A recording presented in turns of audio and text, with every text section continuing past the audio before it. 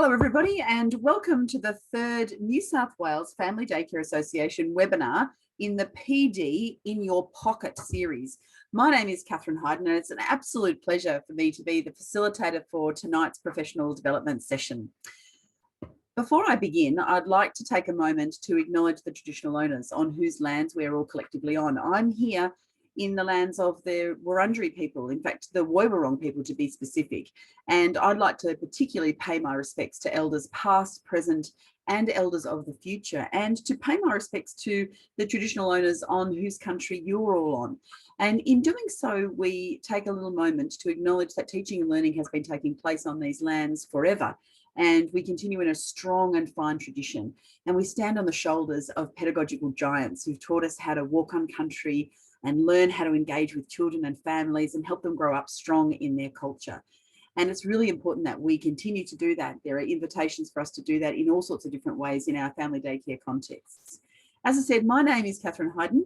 And my background in family daycare is one of very significant diversity. I've been a part of a family daycare program down here in Melbourne when I worked for the Brotherhood of St Lawrence.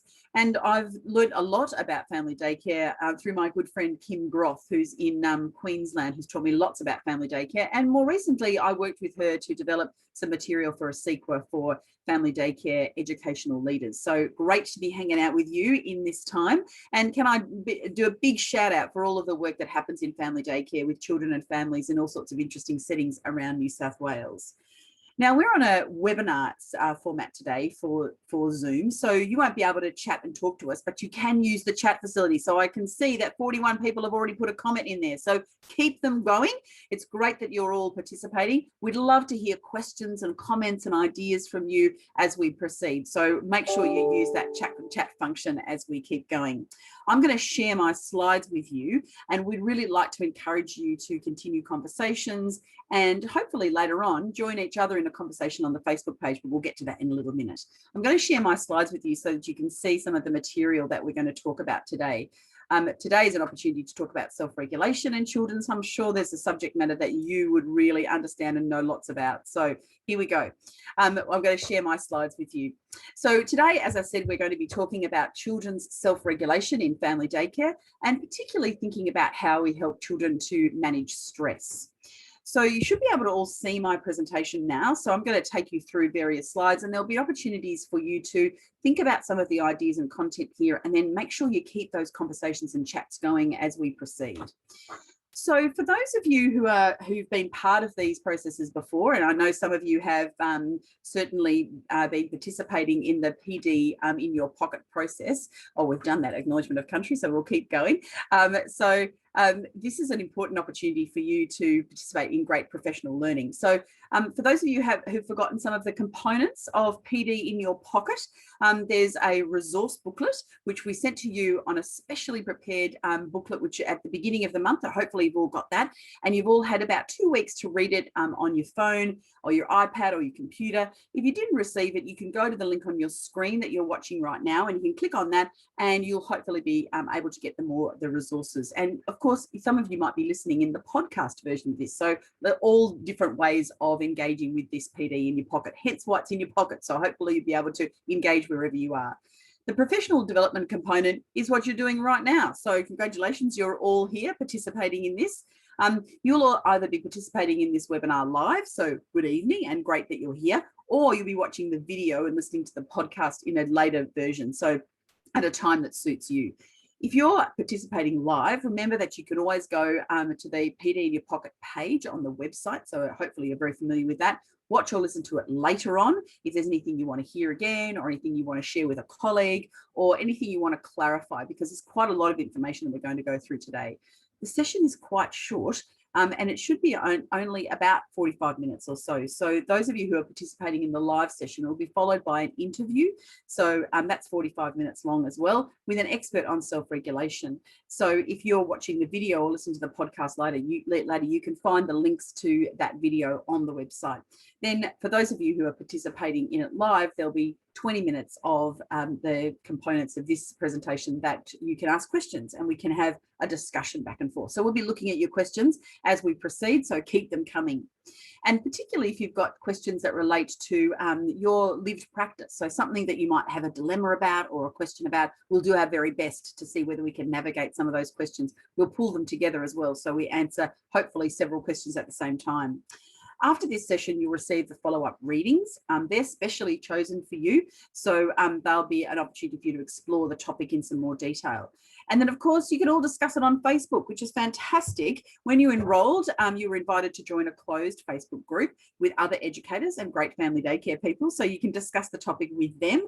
You can tell them all about what you do in your service and different ideas and ask questions to that group as well.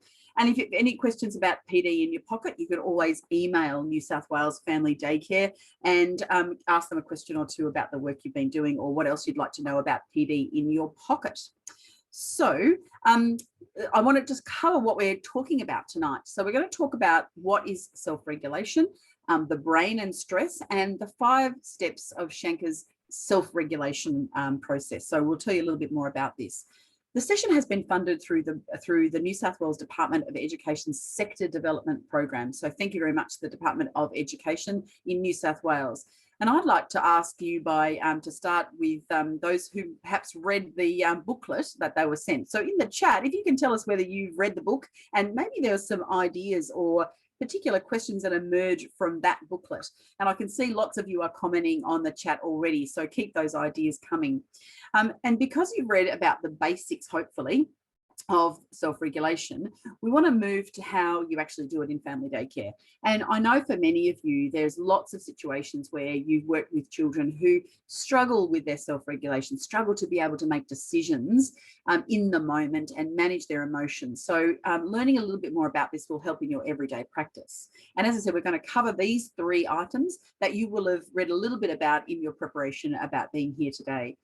Now, before we go on, I should stress that this is quite complex work. So there's lots of things to consider in self-regulation space. So I want you to take your time and think about some of the ideas here. You might want to revisit them and come back to them and explore them in more detail. Have a look at the interview later on and think about it some more, read the readings, and that'll help you understand what it is that you're thinking about.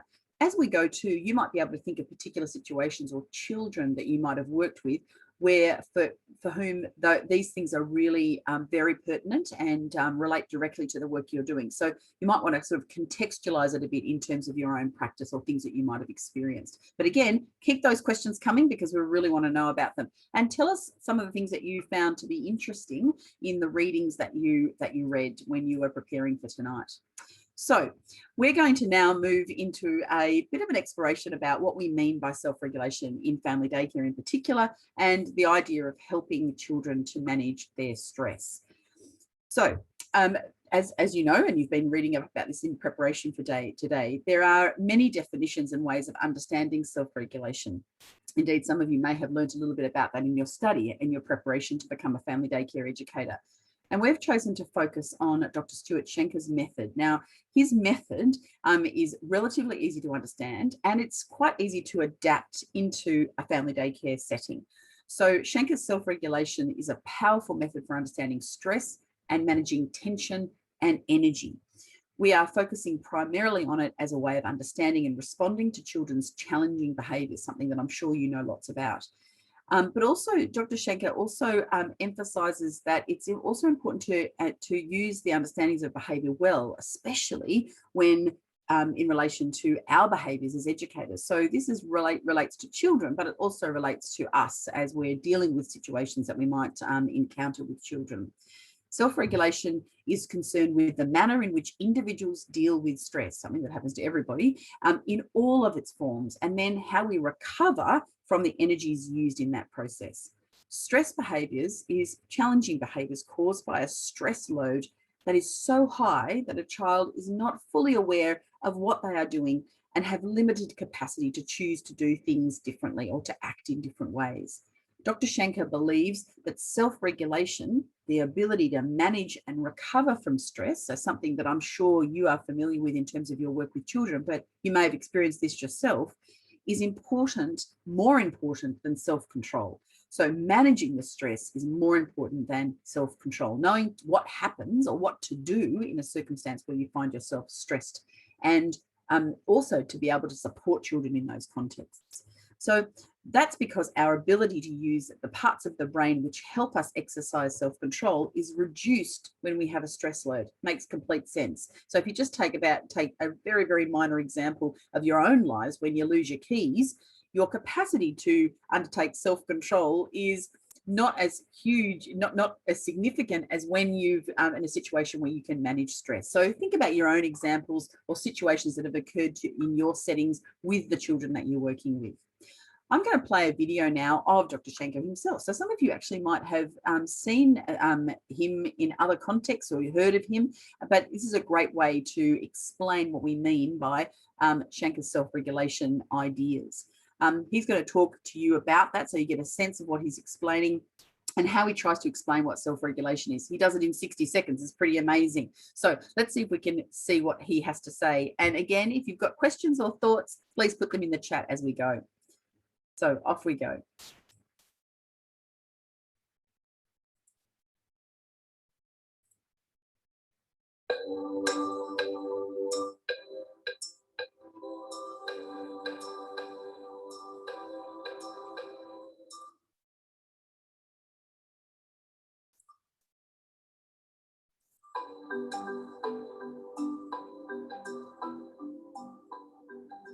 Most important epiphany I ever had in the work I was doing occurred when I was working with a teacher that desperately wanted to build a strong relationship with the child, and just wasn't getting there because, like it or not, she saw him as impulsive, lazy, oppositional. And what was remarkable was how quickly everything about her changed when she saw that, in fact, this 7-year-old little guy was overstressed, and his stresses were biological, emotional, and cognitive and social. And what happened in that instant was everything about her views of him transformed. It wasn't simply that she saw him differently, but she saw a whole new child. And in that very moment, in that transitional moment, their whole dynamic changed, and she could become the support, the resource that this kid needed.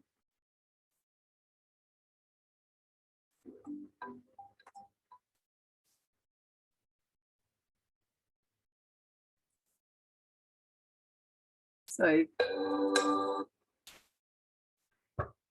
sorry about that. There's a few little minor hiccups there in our technology. So now it's interesting hearing him explain self-regulation and stress. I'm not sure that we completely get a sense of it. So it's helpful to keep explaining it and to tell you a little bit more about self-regulation in this space. So let's keep going and see whether we can explain it in some more detail.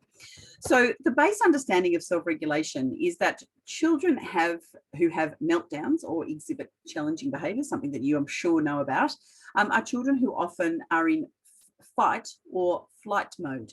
A very primitive part of their brain is in control, and they can't necessarily hear our requests to stop or to heed a warning or to respond to potential punishment. They are undergoing a biological process as their brain tries to deal with too much energy expenditure because they are simply stressed. They don't need to be controlled, they need to be calmed. So in this sense, it's helpful to go into a bit more of a conversation around what is stress in particular. So here's again, Dr. Shanker telling you a little bit more about stress.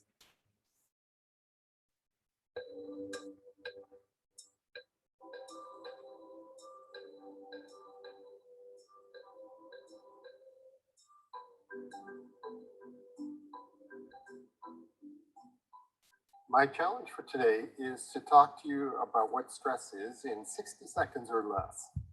And the short definition is that our brain has all kinds of what we might call homeostatic systems. These are systems that operate within sort of functional ranges. And if they start to go outside of their range, the brain responds by burning energy to bring us back into that functional range. Well, that's what a stress is. A stress is anything which threatens to disrupt one of these homeostatic systems. It could be something like your body temperature, it could be your emotions, it could be something like trying to figure out patterns or causes and effects. But the short version here is stress is something that requires us to burn energy to remain operating at our functional best.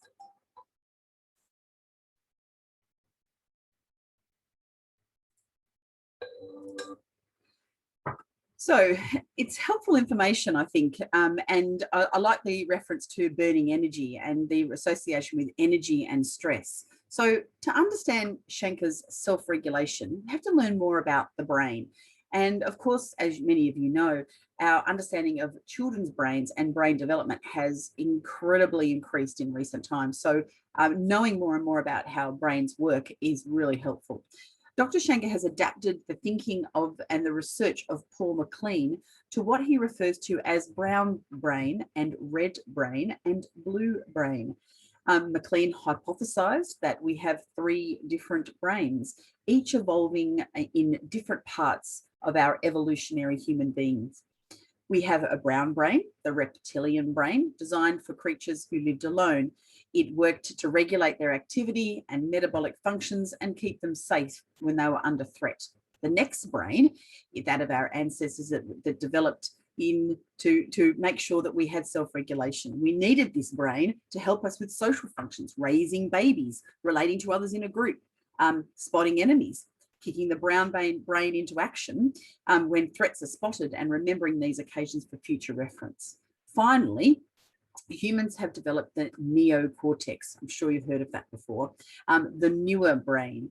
This is the brain that helps us think and plan and listen and speak and be aware of what is going around us on the inside and around us. This is what we refer to as self-regulation in the blue brain. Knowing about these three brains, and again, you might be thinking about different circumstances that really relate to this, helps us to work out if behavior is rational, blue brain, or irrational, red brain, or non-rational, the brown brain. And the key for educators struggling with any kind of behavior is to find out what is challenging and to consider what part of the brain is dominant at the time. This helps us to find out how to react. Dr. Shanker says we should think of the red brain and the blue brain as like a seesaw, and we need to seek balance between the two of them. So when a child is calm in blue brain and the blue brain is in control, we can see evidence of that.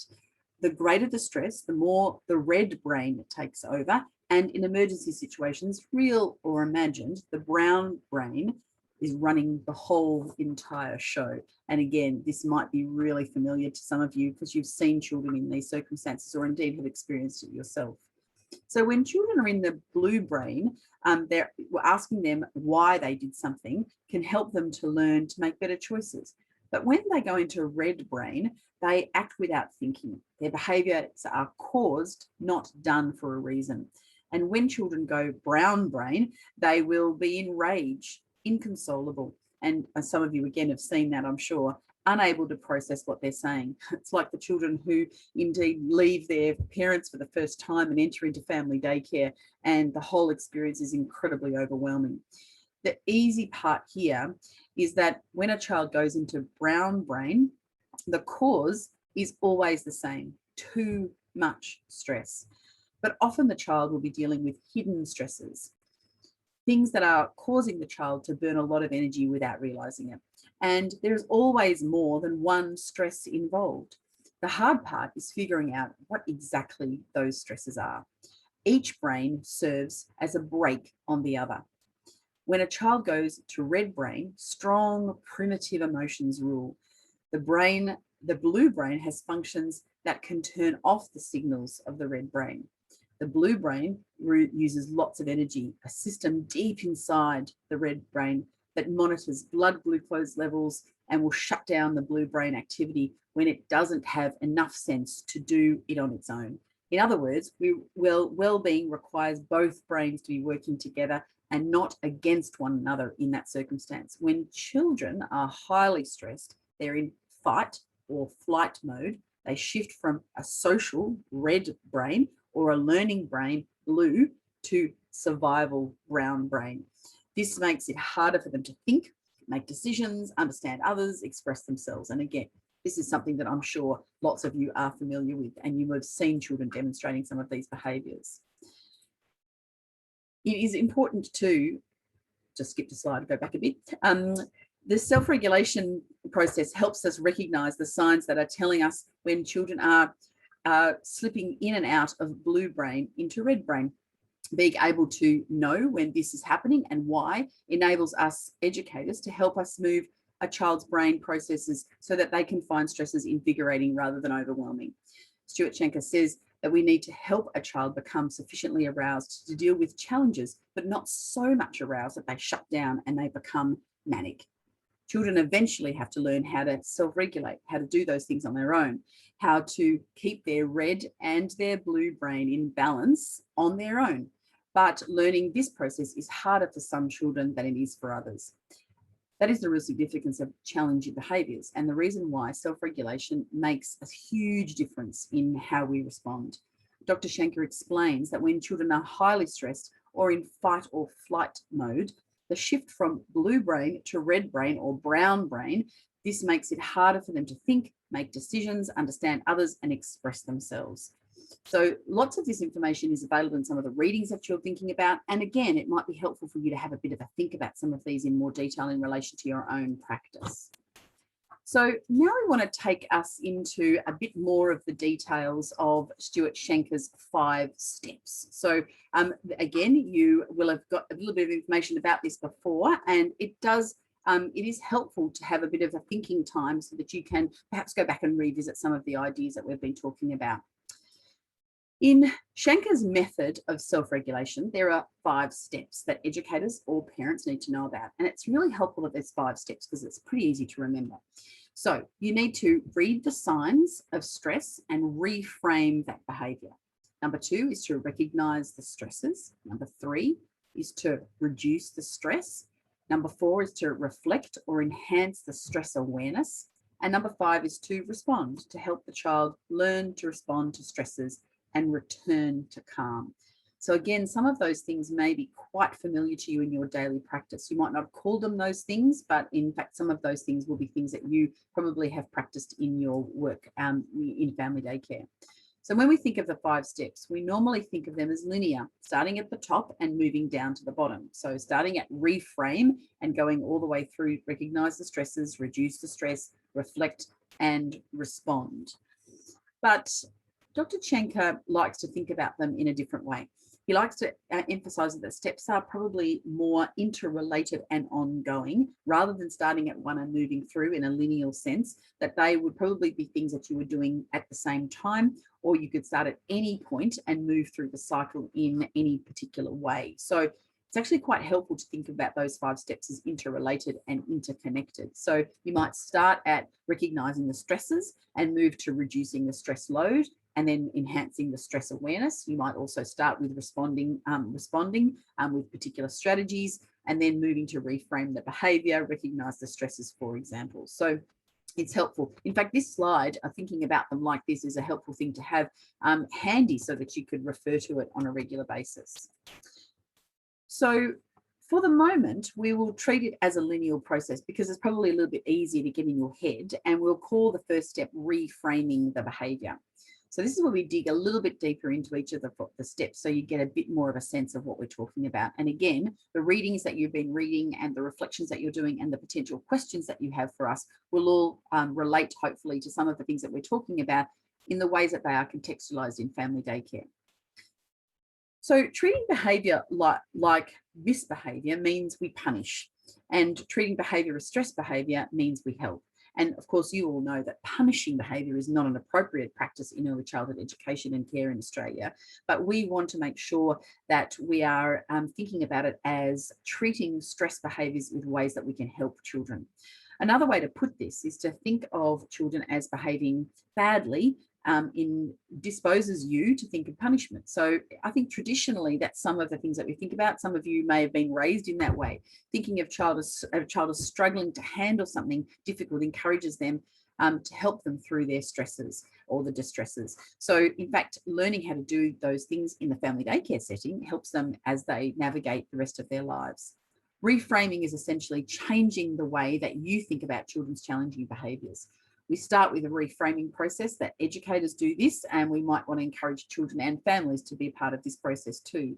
We start right by reframing process and we're putting aside the notions of that children are not trying, and we think of them as making sure that they're in a process where they're trying to learn. So they're not trying to do this on purpose. They're not trying to make us angry. We put aside the notion that children want to behave in that way, and we rather think about them trying to learn how to do something in a particular moment. We reframe the challenging behaviour as behaviour that is happening in relation to excessive stress. So it's incredibly helpful when a child is in a situation to, rather than blame, to think about it as a stressful encounter and think about the ways in which you can help. A meltdown or a bit of a challenging behaviour episode in a child can then be viewed through a self-regulation lens to help you understand what is happening in that moment, how children are being exposed to stress and what's happening in that circumstance, what other things that might be happening around them, what might have been happening before they arrived with you, what's happening in that circumstance, what are the other children doing in your care. These behaviours don't come down out of nowhere. They're always because of something, and it's also important to think about excessive stress and what might have been happening earlier in a situation. When we learn how to see and read the signs for children when they're overstressed or over-aroused, then the explosions or meltdowns become something we can predict and that we're able to support and help with as children grow and learn. So I think we're going to, again, watch Dr. Shanker's explanation of this, and hopefully these ideas are beginning to clarify as we proceed. So let's hear from Dr. Shanker.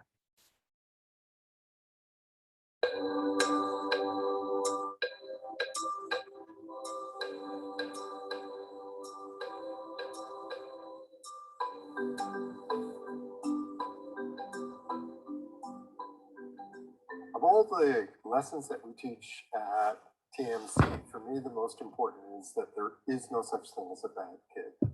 It's one of those statements that sounds really good in practice, but when you try to apply it, you find yourself thinking, well, this is really more wish fulfillment than reality. But in fact, it's true. There isn't such a thing as a bad kid. These are just kids. And what we have found over and over is that when they display behaviors that we find frustrating, bewildering, that make us even angry, that once we begin the process of reframing, what we find is the child is telling us through their behavior that they're overstressed. So what does it mean to say there's no such thing as a bad kid? It means every child is presenting us with wonderful opportunities to help them on the pathway to robust development.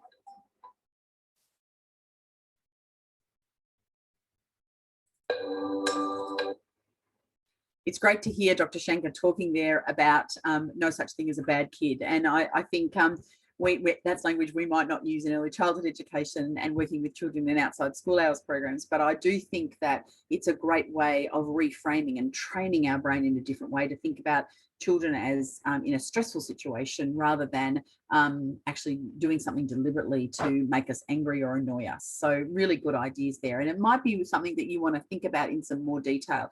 You know, how can you reframe the ways that you see children's behaviour so that you're in a better position to support and help children in those circumstances? So now we're going to number 2. So this is recognising the stresses that are part of a child's life and the way that they react to those stresses. So let's keep going and having a bit of a look at some of the recognitions of stresses. So the second step is to recognise the stresses that are impacting on a child right now. Stuart Shanker often refers to this as being a stress detective, and I like that idea. I think family daycare educators make good stress detectives. When a child has a little bit of a meltdown or a moment of displaying challenging behaviours, the first questions we need to ask as educators is, why am I seeing this behaviour? What is going on in the circumstance around them? What might be happening earlier? what might they be worried about that might be causing what I'm seeing in front of me. The Shanker method classifies stress into 5 separate domains, and great graphic in front of us that we can have a look at. And those of you who are looking at this later on, you can have a bit of a look at the graphic. That's a fancy way of saying types of stressors. So we'll go through each one in a minute, but it's important to think about the things you need to know first. Stressors can be obvious, but they also can be hidden, hence the need for you to be a bit of a stress detective. So some of them, of course, the more you get to know children and their families, the more likely it is you'll be able to figure out what's going on for children. What is a stressor for one child might not be a stressor for another. So some children don't work well in situations where there are new people coming into the family daycare context. Some children are better in the morning or the afternoon. So it really is a very different and individual process for children. What affects one child in one moment as a negative will actually be not stressful for another child. It's unlikely to be a big bingo thing. Remember the example we gave in the booklet of the child impacted by the noise of a swing. It's possible for it to be one big thing like this, but often children are likely to be stressed by a cascade of different little things that all accumulate. And once children's being stressed and impacted by one thing, there's a multiplicity of them. So it could be a cumulative process for some children. As I said earlier, the Shanker method breaks stresses down into 5 types of domains or types, and we'll go through each one of those. So biological stresses are one type of stressor. These are often the easiest to spot, and they can be things like noise and crowds and lighting and visual overstimulation, tiredness, very important, too much sugar. And again, that's one of the reasons why we ask family daycare educators to be really mindful of healthy eating. So lots of different things can start a bit of a cascade effect. So biological ideas and biological domains or issues for children are one type of stressor. Emotion and the emotional stressors, these can be both negative emotions such as fear, but they also can be positive emotions such as excitement. So too much excitement. Both positive and negative emotions can be stresses for children. When children are trying to learn new things, we think about those as cognitive stressors. So it's when children are trying to figure out something. They're trying to learn how something works. They're trying to build something with Lego and it does not quite work. It's failing them all the time. So they're in what we call a cognitive stress. There's also social stresses. So difficulties arise when children are trying to get on with other children or understanding the effects of their behavior on others and not being able to read the social cues. And again, some children are very skilled at this, but some children actually find that it's really tricky. And also there's a whole bunch of pro-social stresses. People often act to benefit other people. And these acts are examples of pro-social behavior and something that we want to really promote in early childhood education and care. These actions are characterized by concerns for the rights and feelings and welfare of other people. Behaviors that can be described as pro-social behaviors include empathy and concern for others. Children can be stressed by the need or want to deal with other people's stress or behaviors. So they have a sense of deep injustice about the treatment of somebody else, and they think something's not fair, for example. So being required to put the needs of others first. So pro-social stresses. Once a child is stressed in one domain, they are likely to become stressed in another domain or indeed all of the domains. So the 5 domains help us to identify the stresses. So when you're that detective, when you're figuring out what's going on, you can look at those 5 domains or consider those 5 domains, and they help us to identify the stresses. But don't expect that children will be able to understand that, and also that one domain will be the only time that they are stressed or the only area they'll be stressed in. So it's a helpful thing to think about. You might want to think about a particular circumstance or a group of children that you're working with that whereby pro-social, biological, emotional, cognitive, and social stresses are all playing a part. So it's helpful to contextualize it in some of the things that you might do in your family daycare setting.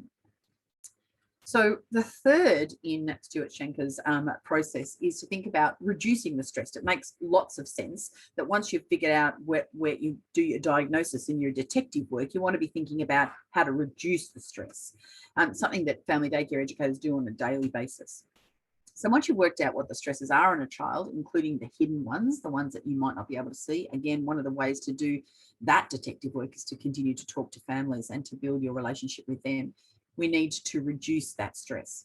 So where we can, we want to change the environment to reduce the stress, and including the hidden stresses, like taking the child to, outside. So we know that outside and being in the outdoor environment significantly reduces stress. You might need to take a child to another room, for example.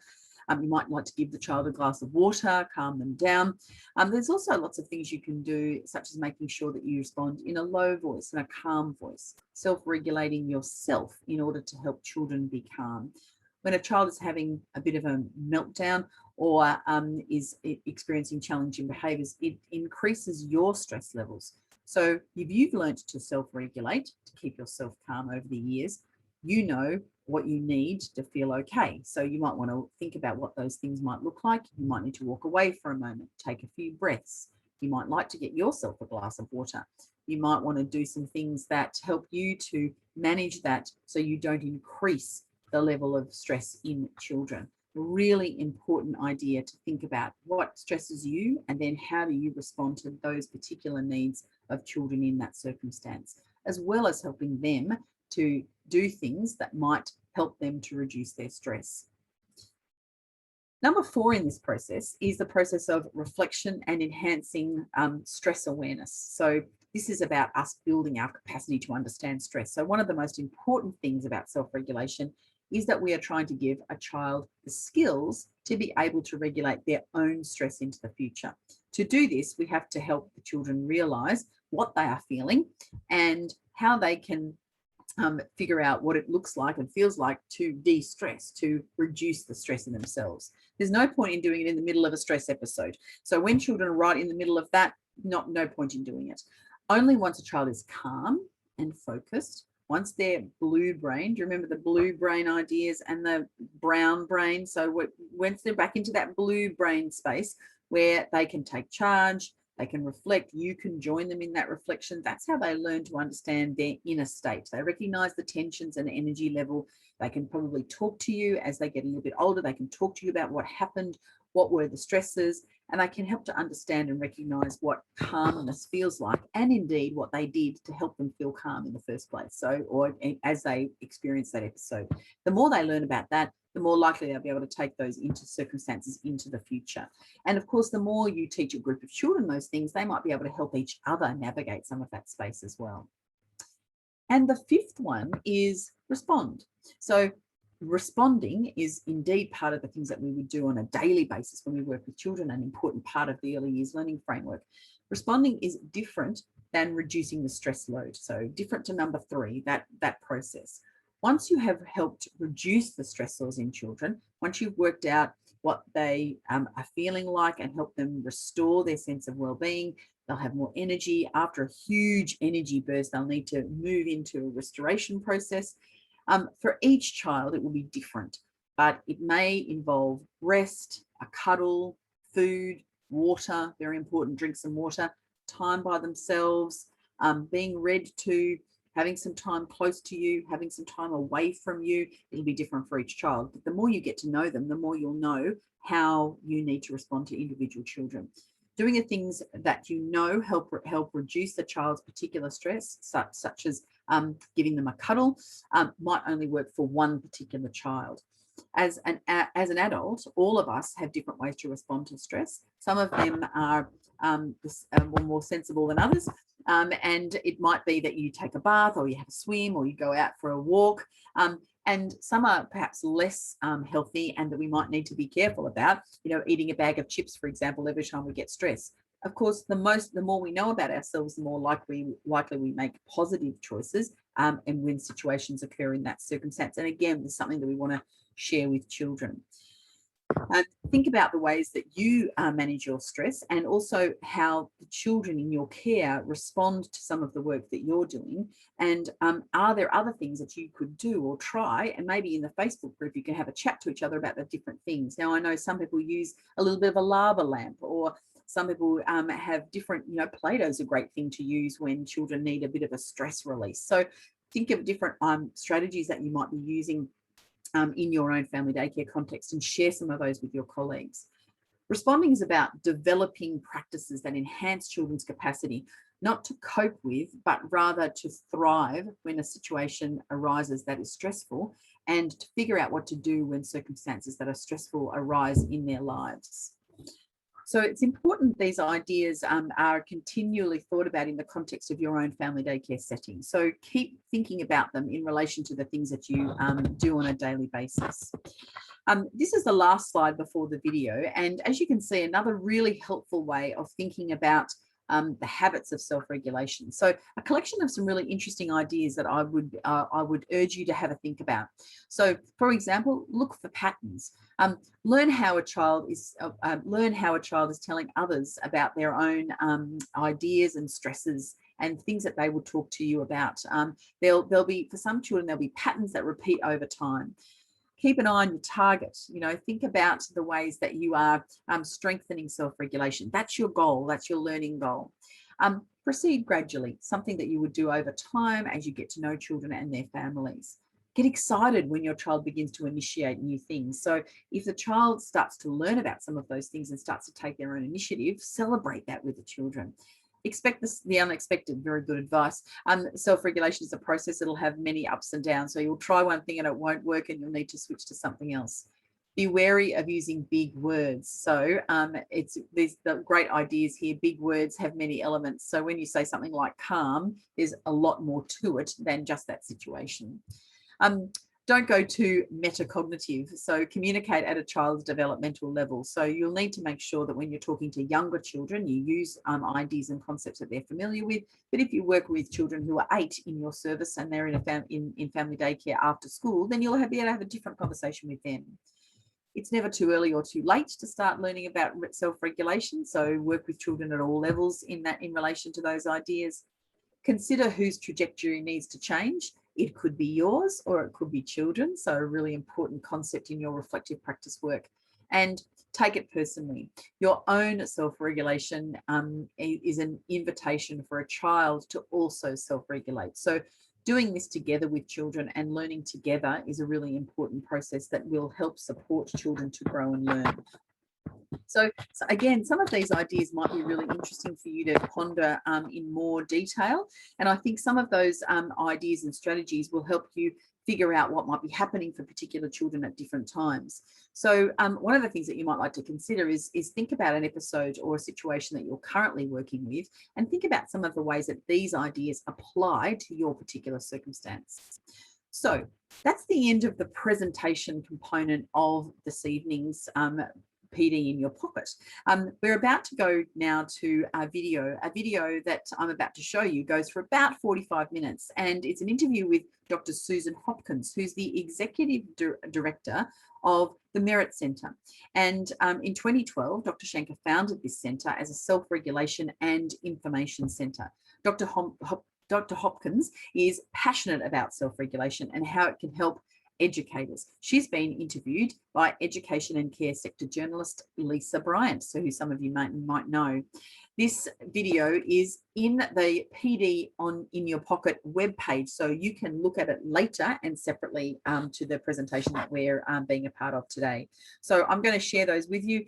If you've got questions and ideas and comments that you would like to share with us, please continue to share those in the chat as we watch the video.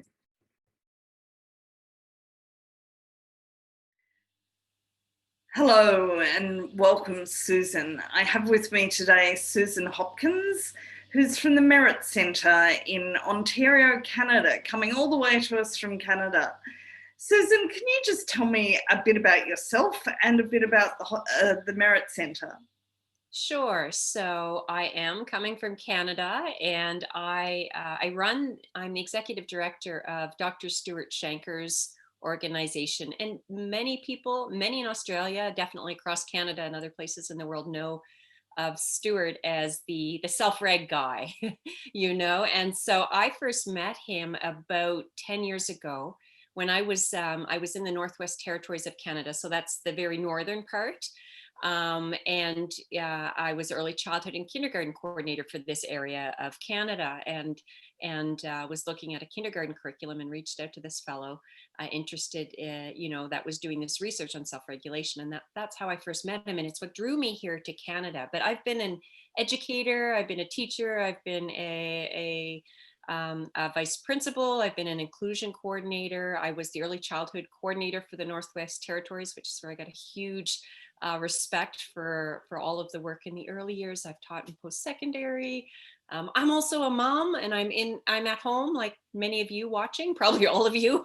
And I have a puppy downstairs, 2 kids in the next room, a partner that's hungry. It's 5 o'clock here, time difference. So yeah, it's a little bit about me. But the Merit Center is the organization that does this work and reaches out. We offer courses and we do presentations and do all sorts of things to support others in their work to support well-being.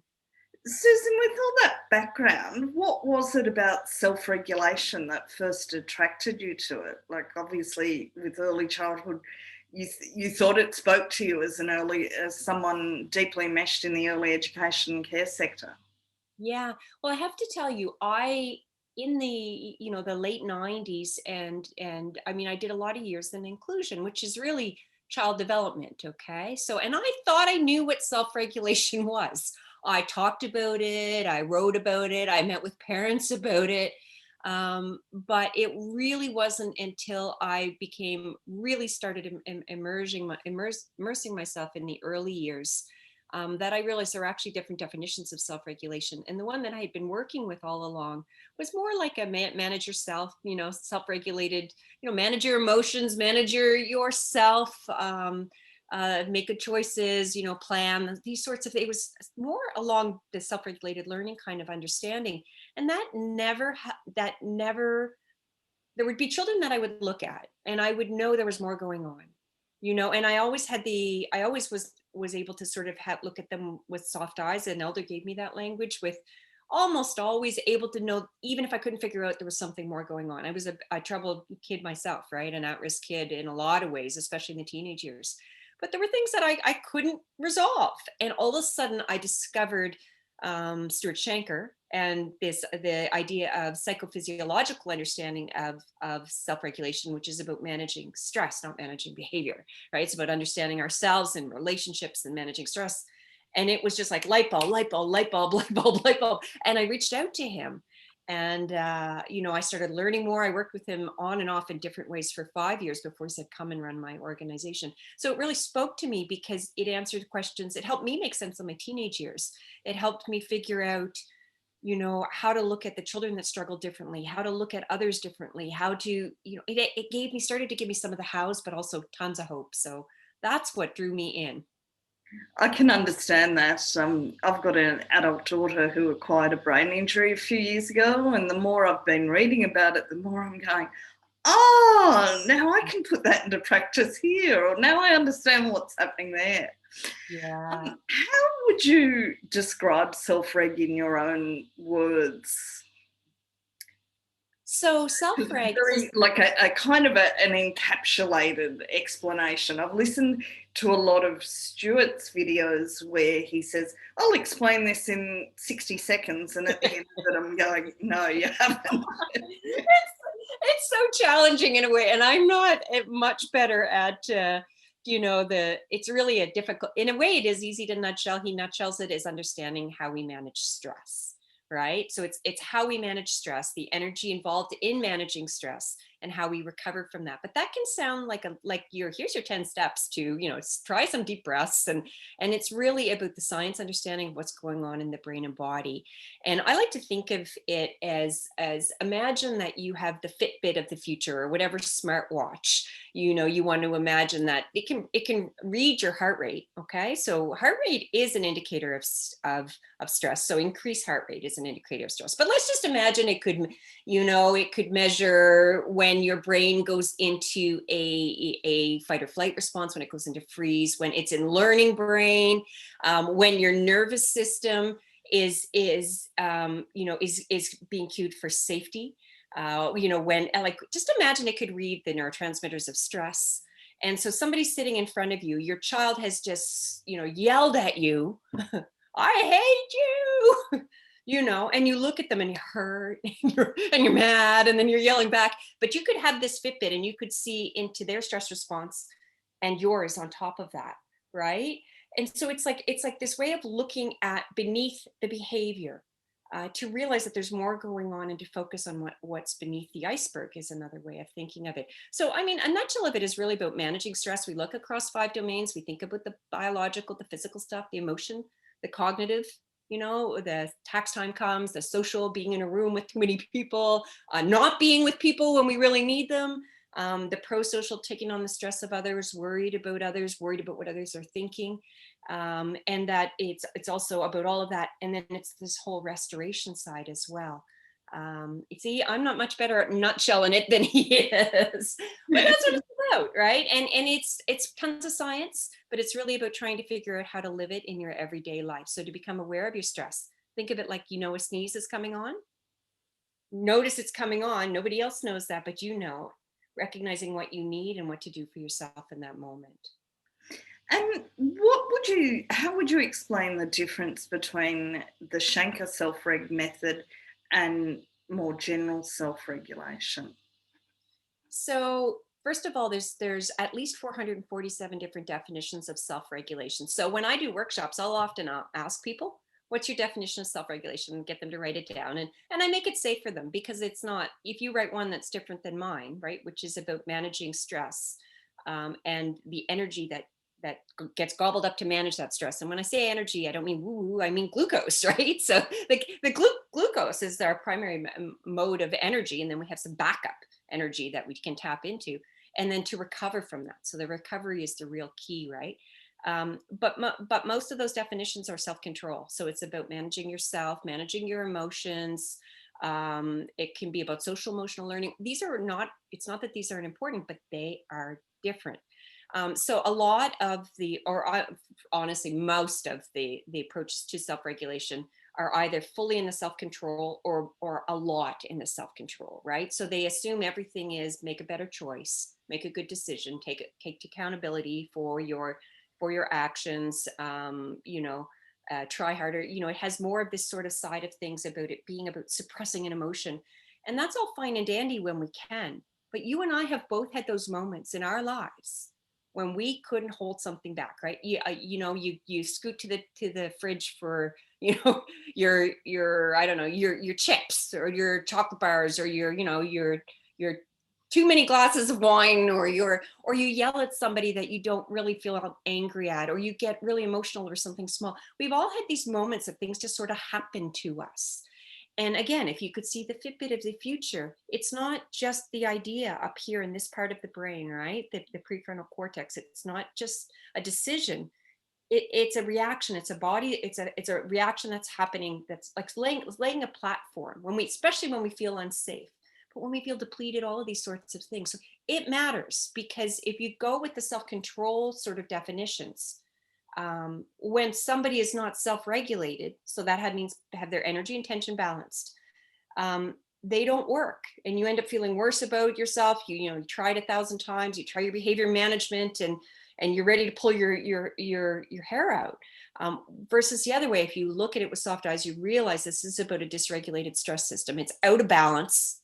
It doesn't have the resources. A child doesn't have the resources to manage the stress of the moment. They have a window of tolerance that's this big, right? And if we can see that differently, our limbic system, actually, our whole body changes just seeing it differently.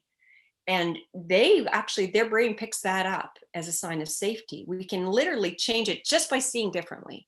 But at least it opens up new avenues for how to approach it. So we focus on the calm, soothing, these sorts of things. And then we can get to the self-control, right? So it's what makes self-control possible.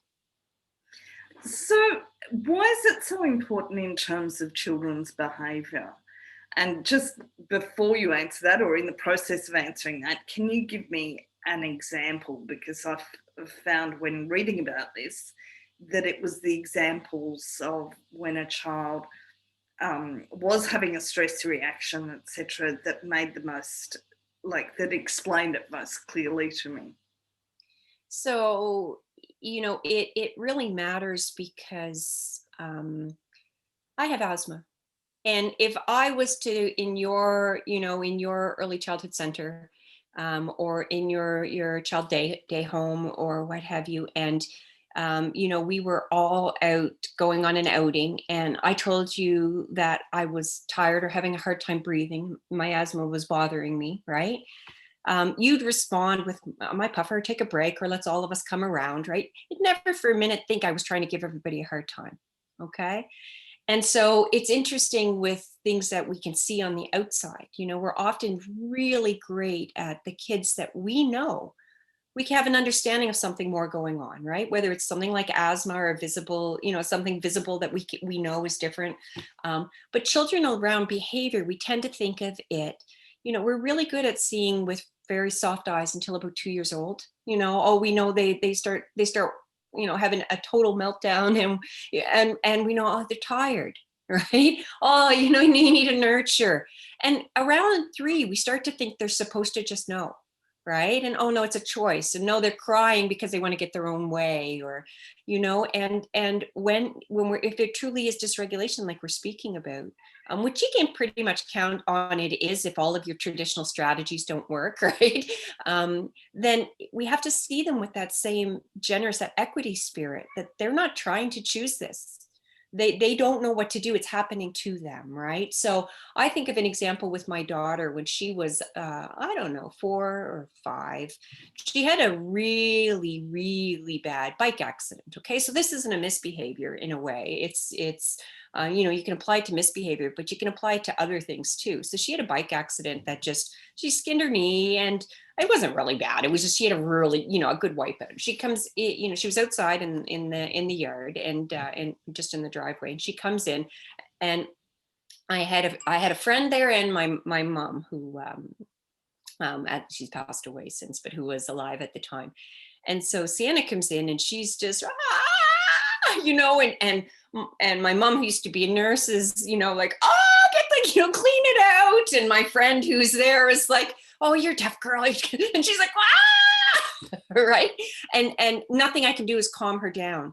And finally, what I said to everybody was just stop and wait, and I held her. We have, in our relationship, touch is every kid is different, right? But it's a way to soothe. And I just focus on my breath, and I focus on bringing her back to calm. It took about 10 minutes. The rocks that were in the knee were still, we're still in there, but they waited about 10 minutes. I brought her down to calm.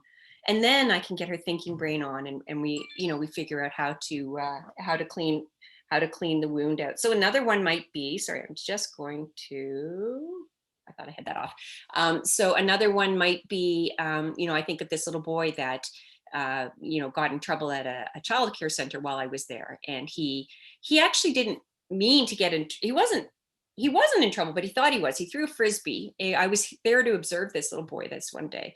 His name's Mikey. And he was having an okay day. And it was a very hot day outside at the time. And he throws a Frisbee. Like, he really didn't know how to throw it. It kind of went, whoa, to this other little boy. And then he suddenly throws a perfect throw, and it hits this little boy, and he goes down on the ground screaming, right? He's not hurt. He's okay. They're professionals. They've come around and taken care of him. But my little guy, Mikey, that I'm watching, runs to the top of the playground equipment. He goes, ah! Right? And there's a little girl playing on there. They had been outside playing, and he scares her away. And I was thinking, if you walked out in that exact moment, right, you thought this kid, you might apply a label. I'm very careful with labels. They stick, right? So, and he was angry. He almost could see like the eyes like this, and right? And I'm very near to the playground equipment, and he starts yelling at me, right? And he can see me there, and he doesn't even really know me. I've only been there one day. And he says, he shouldn't have, he starts sort of yelling as loud as he can. And I answered. I doubt he heard me, because again, Fitbit of the future. What if I could see inside his body? It was like, right? And he gets in trouble all the time. He's been written up a million different times. And they like this kid. They're just trying to keep him safe, but trying to keep everybody else safe from him, because he lashes out and so on. So he's really screaming at me that this little boy shouldn't have, and blah, blah, blah. And even meanwhile, he just got hurt. And so I respond back. I don't say a lot, because there's no magic words, really. It's about safety, cueing safety. And I said, he got hurt. He's okay. And so over a course of a few minutes, it went back and forth a few times. Every time he would respond, I would, I nod, but I could see the stress whirlwind in him. It was so easy to see. And over, I think in about 5-7 minutes, he comes down from the top of this playground equipment. And by that point, I had just very slowly moved over and was sitting on top of a bit of playground equipment, a bit of the, I don't know, the wood that was part of it. And he comes down and he hops inside the little tunnel in front of me. And he's still visibly like, you can just see it. And he starts talking to me. He says, but how come and I said, he got hurt. That's all. And he goes, there was this moment where he goes, we see it if we've yelled at a child. Okay. It's not a good thing to yell at a child, but notice it for what it is. It's a stress response in you. Right.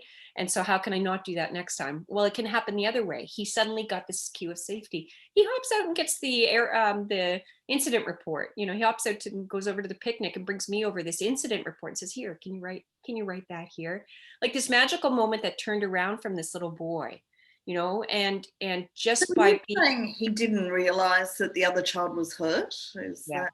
Well, he's only 4. So, yep. And he gets in trouble all the time. And he knew the other boy was hurt, but he somehow instantly, so our brain has, we have canalized pathways in our brain that go to automated responses. And he instantly thought he was in trouble. So he didn't, you might have someone say, he felt no empathy, right? Well, how come he didn't feel empathy? He was only worried about himself. He ran over onto the top of the playground. He couldn't feel empathy. His brain went into an immediate, we call it a brown brain response or a red brown brain. Definitely the lower part, the subcortical part of the brain was responding to threat, and it's a life threat.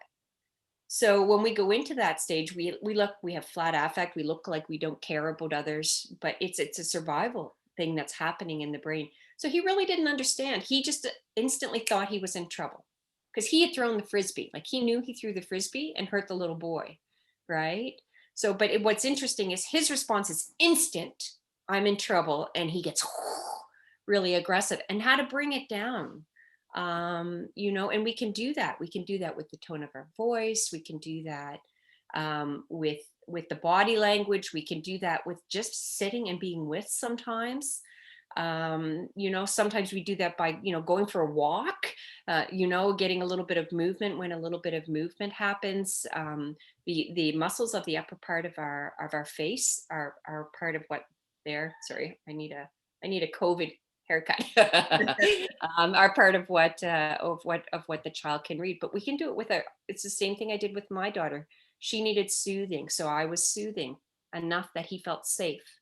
And then we can begin to connect. Okay, so how can educators who are working with children in their homes, how can they use that kind of knowledge to work with children who might be exhibiting what we in Australia call challenging behaviour? Yeah, we call them challenging behaviors here too. So the first thing I would do is think about what you're already doing that works. So, you are working with children. I'm speaking to the people that are watching this. You clearly chose that profession because you care about kids, and you want to, I have never met an early years educator that didn't want to make a difference and didn't care about kids. And so recognize that for holding already within it some understandings. Like if you begin to think about the children that you've worked with, that you've made a difference in, or that you've known just how to respond, right? Look for what the magic in that, because within that we can see some signs of co-regulation. So that's us. We're lending our calm is one of the most magical things that we can do. In an early childhood center or in a family home, one of the things that you are doing is you think of it as making the weather and influencing the weather in your center. So anytime let's say you've got 4 or 5 kids with you, and you have your good routines, which are important because the routines make kids feel safe. They know what to expect, but you also vary those up sometimes. So if you suddenly see that you are going to do a certain activity and everybody's like, right?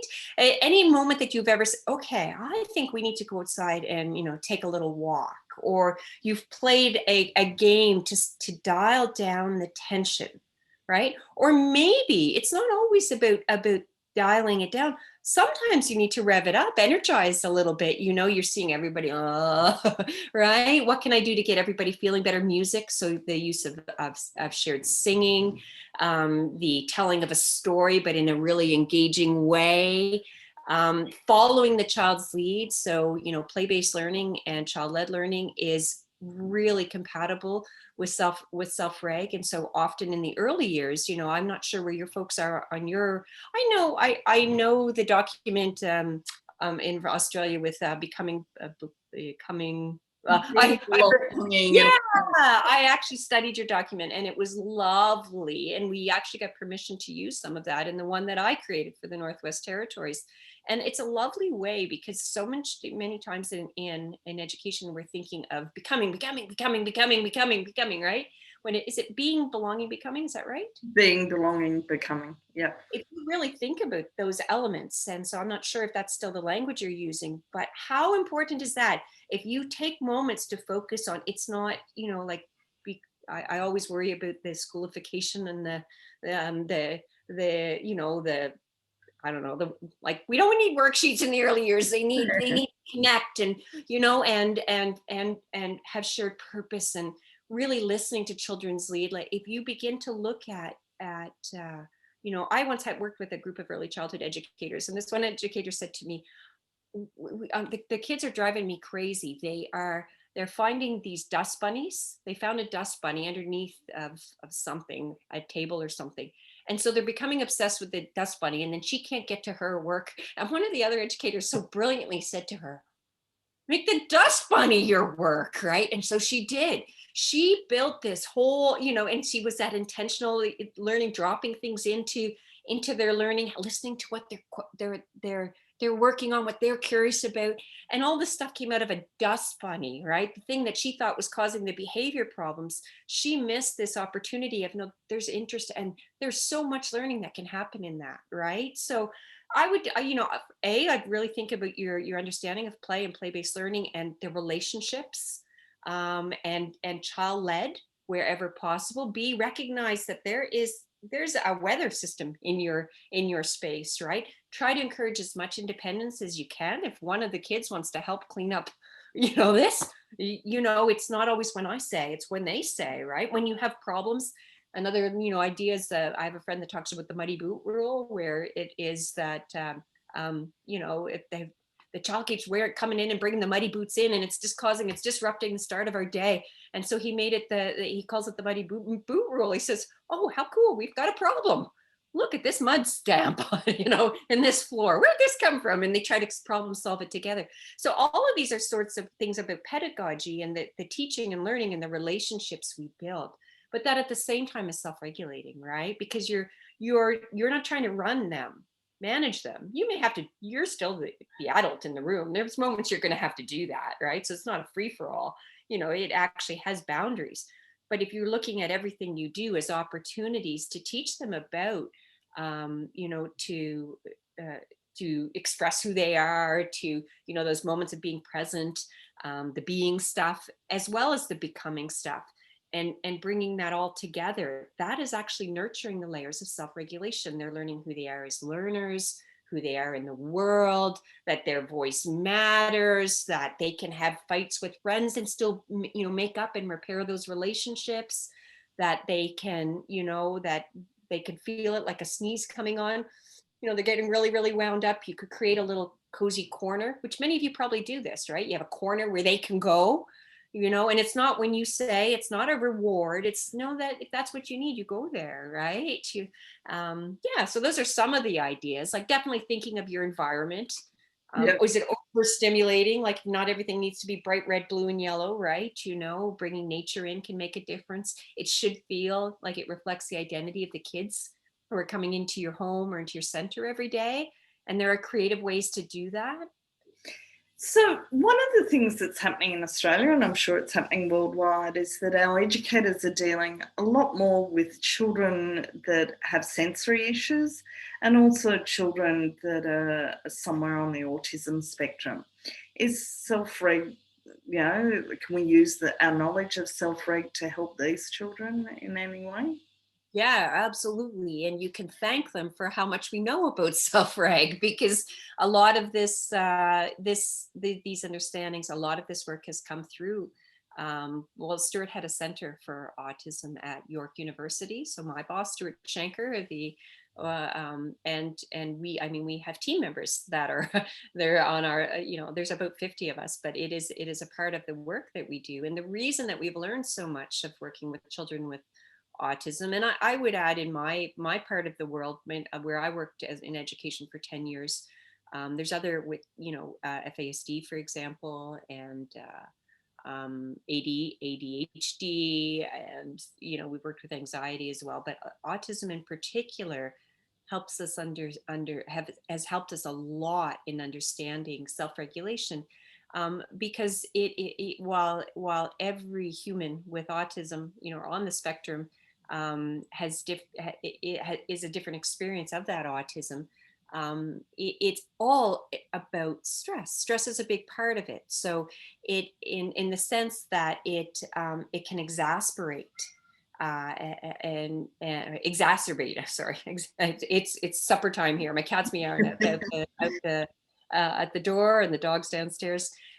So sensory sensitivities are a huge one. And so when we have children in our centers that have that have sensory sensitivities, whether it's autism or it doesn't have to be autism, that is a really incredible opportunity for us to make a difference for that child, because we can assume that it is a developmental, that it can have to do with capacities and what they're capable of, when in fact it is just dealing with the stress of the sensory world can actually really make a difference. So I often like to think of, imagine, I often ask folks where they'd rather work on a beach or at on the, I don't know, the strip of Las Vegas, or I don't know, Monte Carlo, or I don't know what the noisy version of that is in your part of the world. And every now and then people will say the noisier one. And we can actually understand that through the science, that it actually helps upregulate them just enough to be able to be present. But when we realize that, it's like a carnival playing in the background, and the sensory things that we touch, and there's this great episode of The Big Bang Theory where Sheldon is trying to help his best friend understand what it's like, and we assume that Sheldon has Asperger's. He never actually says that in the show, but we assume that he does. But regardless, he has tons of sensory sensitivities, and he's trying to make his friend understand what it's like. And he gives him a wool sweater to wear for a weekend, this red wool sweater, and you can see him like all weekend long, scratching. Okay, so if that makes you realize there's something going on there, just imagine what it's like to feel like you were accosted by all of your senses: noise and sound, and noise and light and texture and smells. I worked with one school, this is a school example, but they had this little girl that they thought was having meltdowns constantly. But we began to narrow it down and realized a lot of them happened in the mid-morning around 10:30 or so.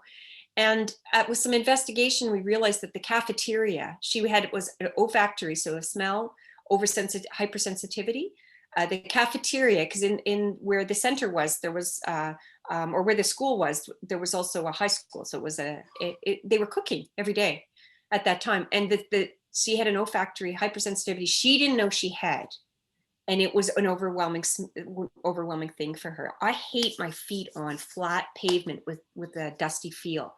And it's just like, if you wanted to get, top secrets out of me, make me go there. So it's really interesting, because one of the things of the magic about the sensory world is there's so much we can do. And it's not just the kids, it's actually fun for us adults too, right? You put your hands, on some of that sensory sand, right? And for some of us, that will feel really good. It can make especially a big difference for children at this age, because what happens when you don't engage in certain things is that it causes greater problems down the road, right? So the things that we can do, what I like to do is don't assume. I mean, if you have assessments that tell you certain things, that tell you about sensory sensitivities, or you notice kids are always touching the walls, or, you can begin to take note of what you see. But you can also just put some stuff out and notice who goes to what, under what circumstances, right? I've used little bits of sandpaper, like just very soft sandpaper.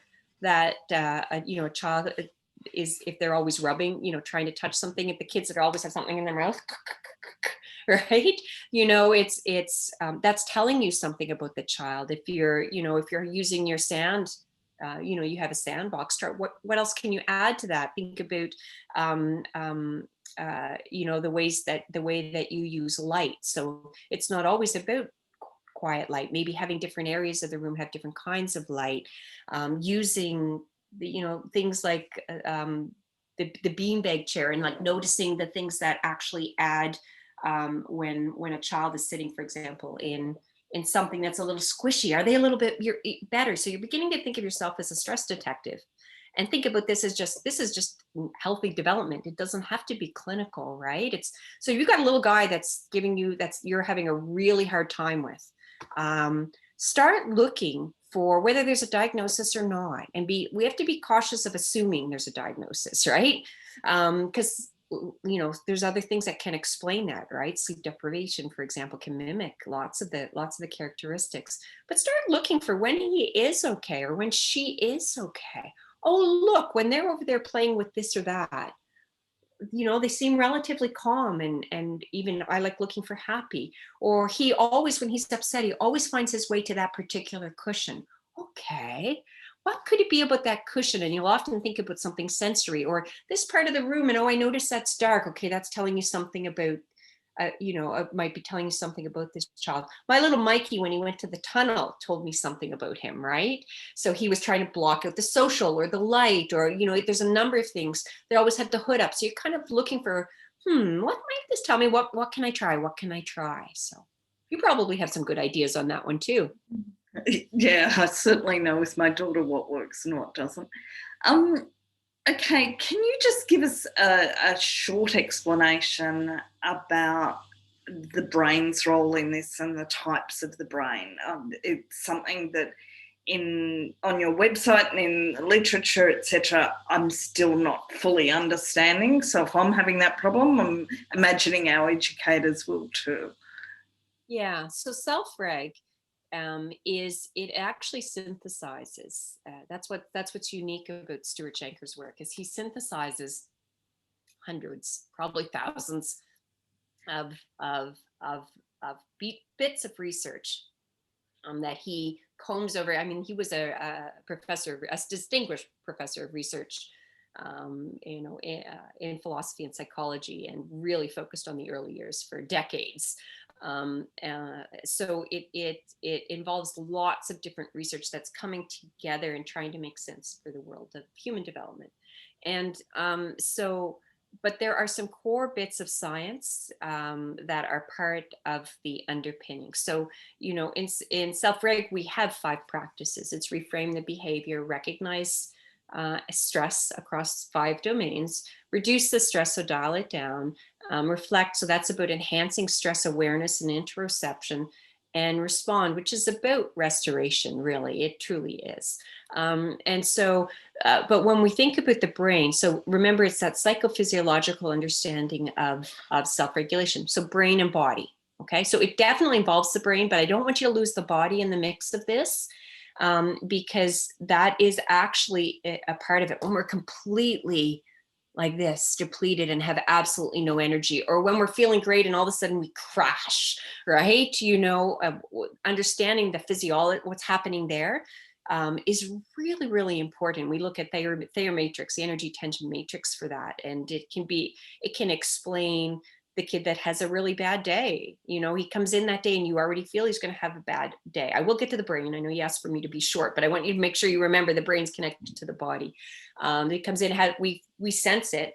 We're doing that with neuroception. Our brain is picking up that he's going to have a rough day. We're recognizing him in that quadrant, that low energy, high tension quadrant, or potentially going there. That's the moment we should do something: nurture, hug, welcome, take some time, glass of water, whatever, something to sort of start the day in the right way. So the brain, though, we look at Stephen Porges' polyvagal theory as part of what we do. And so he looks at, so it's Thayer matrix, polyvagal theory, the idea of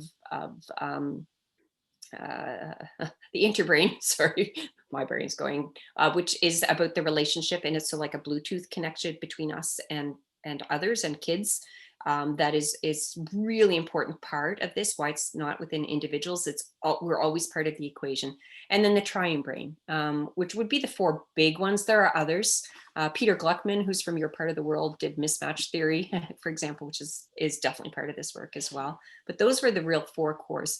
And so triune brain is a metaphor of the brain. It was Paul MacLean's work he started in the 60s, wrote a book in the 90s. He originally thought there were three brains, and later went on to acknowledge that there's not three brains, okay? And so it's more of a metaphor of the brain, and many use it in the area of trauma. Many use it as as a model of the brain. It's not what a neuroscience, the brain is a much more complex than what the triune brain would suggest. And in fact, over the years, there's been arguments against it, and they're trying to find ways to make more sense. So just to give you an example, we often have thought of emotion being a sort of in the limbic system, but we actually know it's a much more complex, and it goes and involves the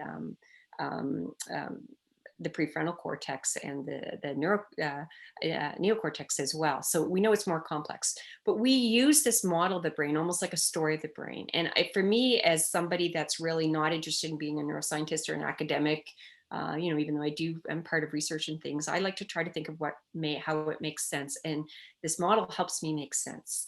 And so it's three parts of the brain. It's the idea that we have a blue brain state, a red brain state, and a brown brain state. And so, and if you think of it sort of as a hierarchy, or like you can think of it as a bottom up or a top down. The neocortex is the blue brain, and that's what we sort of equate with being human. And that's what we tend to put in with our behavior management, take accountability, make good decisions, be able to all the executive function, delay gratification, all these sorts of things.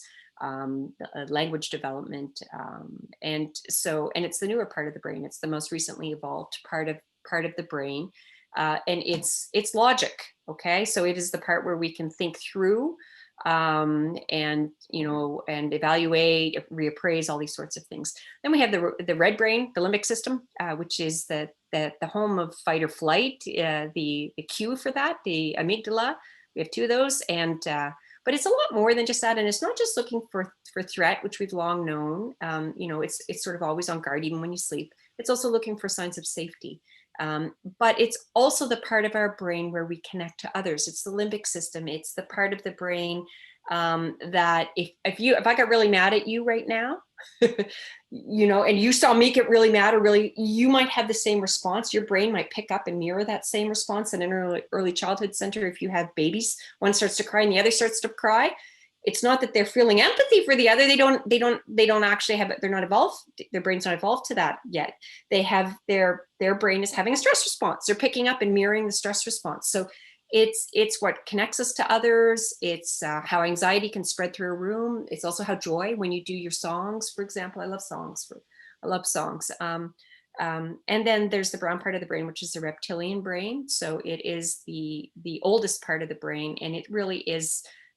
Steve Porges says it for singletons, like turtles, ancient reptiles who for survival instincts, and it runs when we're actually in a reasonably balanced state, which we call the red and blue balance. We're just feeling, we're feeling energized. We have that red brain's not a bad thing. We're excited, we're interested, but we're also able to think and make decisions and make choices, make connections, feel empathy, all of those sorts of things. That those other systems are, the lower part is operating our digestive system, our immune system. The limbic system is still scanning for threat, but also scanning for safety. It's making connections. It's processing emotions, all of these sorts of things. So yeah, I'm sorry, I'm not very good at short. I know you keep saying you need a short answer. No problems. It was a good introduction anyway. Look, just to finish off, if there was one thing that you could say to our family daycare educators about self-reg, what would it be? So, many people are interested in learning self-reg because they're trying to figure out that child or those children that they can't manage, or they can't get to follow the rules, or or that they're struggling with, or that, you know, or how to make their center calmer. You know, they come to it thinking about the children. And what I hear over and over again, and truly is my story as well, is people come here trying to support children, right? They're trying to understand children, or it can be as a parent trying to figure out your own kids, you know, and then we suddenly realize, oh, this is about us too, right? And it's a very freeing thing to realize. There's no judgment in that. There's this sense of, you're human, we're finite, we have a lot on our shoulders, and we're all balancing, you know, many levels of stress across all kinds of domains. And I know you're doing good in the world because of the work that you do. There's just, if you're participating in this, you're doing it because you want to. Even just that tells me something. And so one of the most important things I would say is, you know, you can't lend calm if you aren't calm. You know, it's that old saying of, you're on an airplane and you put on your mask first. It's taking care of your own self-reg or self-regulation and your own stress is not you're not being selfish when you do that. And it's the most generous thing you can do for the people you love. Now, you may say, I can't. I was a single mom for a long time. I had a job, and I had, you know, a full-time job, and I was trying to, you know, my dad had recently died. I remember trying to juggle, and I'm like, you want me to what? Go have a hot bubble bath? Like, it wasn't that simple. Or I was in an early childhood center, and like, what am I going to do? Go take a break right now? I can't do. So I know. But what the message is, it's interesting once you start thinking like this. And I do think learning a little science helps you go hit some ahas. For me, it was understanding my teenage years. I'm like, oh, I'm a better mom now than I would have been. Because, you know, or, you know, any of us that have ever had all the patience for the kids all day, and then we bark at our own kids or our partner that night, you know, why does that happen? Because you're human, right? So, and you can do it in all kinds of ways. I mean, you can learn more by reading a book. There's lots of free stuff online, you know, that we can share, but sometimes it's just even permission for yourself. Okay, I feel like I just can't, you know, so for me, a big one was saying no to the social stuff. So, and realizing that the world wouldn't come to an end if I said, no, I can't come for dinner. I mean, COVID has kind of changed that for us, but, you know, it was like, I would do these things. So I do the ones I have to, but I really try to prioritize. I make sure I go to bed early. It makes a big difference for me. I turn my phone off, and I read before bed so that I can get a really good night's sleep. So, I mean, those are just a couple of examples. This is not about the come and make your January 1st list of the, you know, all the things you've got to do. Shoulds. That's a sign of actually self-control, right? So it's just saying, what little thing can you do for yourself? Because hang on, I should be able to control that chip addiction, shouldn't I? Oh yeah, I know, right? And I have to tell you, it's so funny you said that, because I have one, but I now understand through learning self-reg with Stuart that you know, that it has to do with dopamine, my reward system, and I recognize it now as a sign of excessive stress. Which it's not that I didn't before, but I see it differently. I don't feel guilty. You know, I do strategies. I don't buy them. If I want them, I go and get them, and I eat the whole thing, right? But it's less and less once I begin to realize it's a way of me quelling my stress, right? When I crunch, right? And they know that. So yeah, don't should on yourself, as a friend of mine likes to say. But really remembering this starts with you. You are part of the equation. There's no judgment, you know, and it's not about, oh, I wish I had done this differently, or if I'd have known this when my daughter was 3. It's none of those things. It's we're trying to understand the science is showing us more of the way. And I often like that it validates some of the things I kind of felt, you know, and I just needed someone to say, hey, you know, trust hear that inner voice and those instincts, because a lot of them have been right all along, you know. And that's a really good point to finish on, just to tell people that it is okay to trust your instinctive knowledge as an educator when you're both trying to do self-reg with children and also on yourself. So thank you very much, Susan. That was a wonderful interview, and I'm hoping that people will go to your website and learn even more, and maybe do some of your courses and read some of Stuart's books. Wonderful. Well, we'd love to have you. So come and join us, come say hello on social media. And if you're on Twitter, I'm at Susan Hopkins 5. Our early childhood development course is a terrific one if you're interested in one in particular. But even with no bucks, we have a YouTube channel that has tons of videos and content there. So reach out. We're really thankful that the children of Australia have all of you in their lives.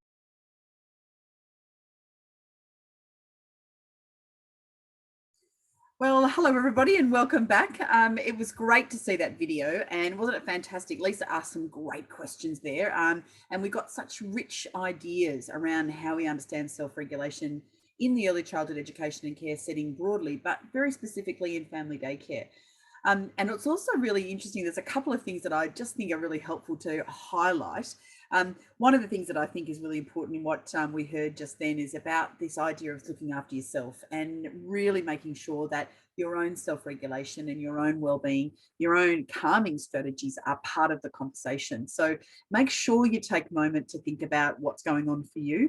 We know that family daycare educators and all educators in Australia have had a very interesting last 12 to 15 months. It's been a very stressful time for lots of people. So taking a bit of time to think about our own well-being and our own stressors and how we manage that and what we can demonstrate to children in that process, I think is really important.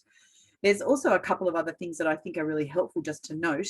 It's also really great to see how important these ideas are in terms of reflection and thinking about what they might look like in your daily practice. So we just heard lots of really good suggestions about practices that you can think about. So I really like one of those about the thinking around changing the strategy. So you might have had a particular strategy that worked sometimes, and then you might want to change some of those strategies for future work. So you might want to say, well, last year this is what worked, but now I've got to think about the children I have here and do that detective work, that stress detective work, and think about what it might look like for you now. And I like the idea of saying, okay, let's just change it up. Let's not keep persisting at doing something like making sure that we are doing a group time when it's not really working. So instead of doing that, how about we go for a walk and how about we go outside and have a look at what's going on outside. Perhaps we need to all have a glass of water. We know that nutrition and drinking water is a really good way to calm down. And I also like the reference to play-based learning to allow children to take the lead and to think a bit more about the ways in which they might set the tone and the direction of where you might be heading in a particular circumstance. So really interesting ideas there. So we've got a couple of questions coming through, and I've just got a couple of things that just might be coming through on my messages here. So I'm just going to check that. But one question that that came through just a bit earlier is when how do we talk to families about these ideas? So that's got a couple of different questions in relation to that. But I would really encourage you to share some of these strategies with families, because we know that some of the things that we talk about here, some of Stuart Shanker's work really relates to families. So those 5 steps, thinking about the ways that you change the strategy, you take action that's a bit different, being that detective. So all of those things might be really helpful for families. So this is not secret early childhood education business. I think it's something that you would want to talk about with families. I think if you wanted to approach it, particularly as part of your family daycare program, you might want to have a chat with families about the strategies that you're going to use. And also you might want to talk to your family daycare coordinating team, to see your educational leader, to say, how am I going to frame the conversations with families, particularly if you want to introduce some of these ideas. Some of the material on the website will probably be also really helpful. And speaking of other material, there is a booklet, and some of you have been asking questions about the booklet. If you haven't got the booklet, you can go onto the Family Daycare, New South Wales Family Daycare page, and you can access the booklet there. But if you have any questions, you could always get in touch with New South Wales Family Daycare. So make sure you do that, because the booklet's got lots of really great information. So we haven't got any other questions, but one, I think, from a couple of comments, I just might frame up into a bit of a question. A couple of people have just sort of referenced situations where maybe it doesn't work. You know, they try strategies and it doesn't quite work, and they try something else and it doesn't work. We know this is the long haul. We know that this is a long game. We might have to try things and then have another go at them, and then have another go, and then have another go. But if you feel like you've tried some things in terms of helping children to manage their behaviours, and you're trying some things around self-regulation, and you're feeling a little bit overwhelmed, what would be a really good strategy is to, in the first instance, talk to your coordination team and say, can I have a bit of a chat to you about how we're working here? How do these ideas apply to me in my setting with these particular children? You might also want to talk to your coordinators about your educational leader about getting some further assistance. So you might want to talk to the Inclusion Support Agency to see whether they might be able to give you some extra tips and ideas. Now, there will be some children who you work with who need very specific strategies because their needs are significant and specific. So you might want to apply particular strategies. These sorts of self-regulation ideas apply for lots of all children. So there might be some specific strategies that you need to include, as well as maybe have conversations with other professionals when you think that situation might be a little bit overwhelming. So reach out for help. One of the signs of our professional expertise is when we listen to other educators and we get other really fantastic pieces of information that help us understand what we're doing in our particular context. So that brings us to the end of today, and I can see lots of thank yous coming through. So thank you very much to Lisa Bryant, who put all of these ideas together, and thank you to the team at New South Wales Family Daycare Association. Thank you for all of your support, and in particular, thank you, all the people who've joined us today, who've taken a little moment out of their day. I know it's later in the day and you've probably been working very hard all day, so thank you very much for all of your attention today. And if you like the ideas here, go back and investigate them in some more detail. Even if there's a couple of little snippets that you might want to incorporate into your daily work, then these things will help to build your strategies and your capacity to support the children that you work with. Good night, everybody, and have a great day tomorrow. And thank you very much for all the work you do with children and their families.